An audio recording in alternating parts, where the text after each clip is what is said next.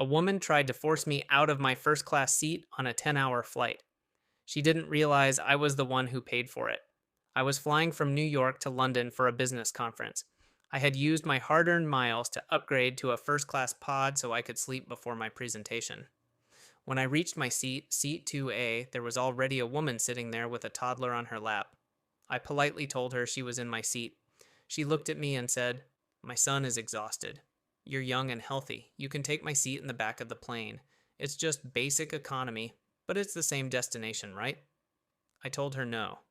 I had specifically booked this seat months ago. The woman started making a scene, calling me selfish and hateful toward mothers. She even started fake crying, hoping the other passengers would pressure me to move. The flight attendant arrived, and the woman claimed that I was harassing her and that she had lost her boarding pass but was sure this was her seat.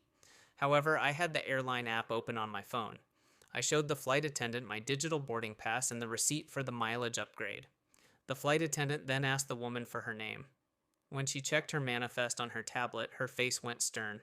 Not only was the woman supposed to be in seat 44E at the very back of the plane, but she had also bypassed the boarding agent during a shift change to sneak into the first class cabin. Because the woman had lied and caused a disturbance, the flight attendant didn't just move her back to economy, she called the ground security before we took off. The woman and her tired toddler were escorted off the plane for unauthorized cabin access and disorderly conduct. I got my seat, an extra glass of champagne from the crew, and a very quiet 10-hour flight to London.